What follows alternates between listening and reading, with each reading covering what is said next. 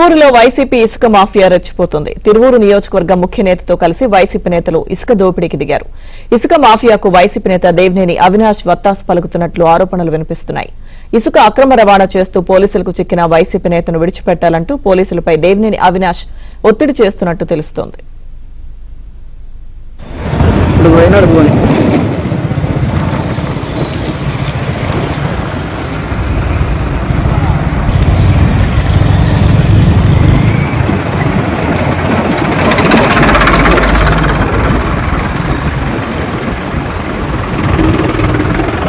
నెంబర్లు క్లారిటీగా లేవు.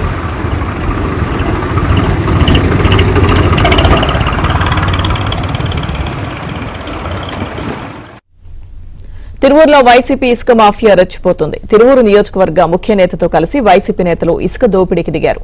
ఇసుక మాఫియాకు వైసీపీ నేత దేవినేని అవినాష్ వత్తాసు పలుకుతున్నట్లు ఆరోపణలు వినిపిస్తున్నాయి. ఇసుక అక్రమ రవాణా చేస్తూ పోలీసులకు చిక్కిన వైసీపీ నేతను విడిచిపెట్టాలంటూ పోలీసులపై దేవినేని అవినాష్ ఒత్తిడి చేస్తున్నట్టు తెలుస్తోంది. పూర్తి సమాచారం మా ప్రతినిధి పూర్ణ అందిస్తారు. పూర్ణ,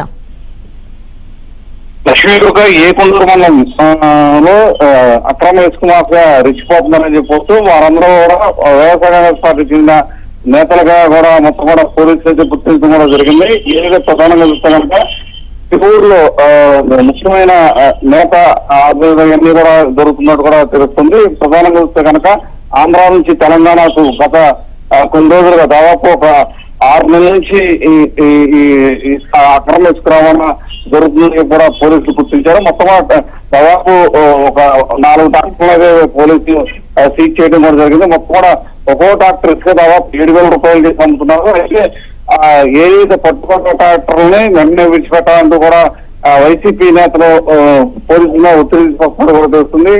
ఏదైతే ఎన్టీఆర్ జిల్లా వైఎస్ఆర్ కాంగ్రెస్ పార్టీ అధ్యక్షుడు దేవినేని అవినాష్ మొత్తంగా ప్రధానంగా ఒత్తిడి తీసుకొస్తున్నారు.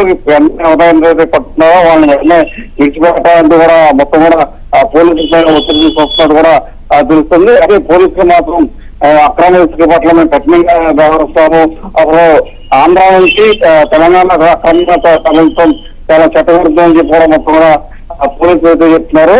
అయితే ఖచ్చితంగా ఇటువంటి అక్రమ ఇసుక రవాణానికి పూర్తిగా అరికడతామని చెప్పి కూడా పోలీసులు చెప్తున్నారు. Right, thank you Purna.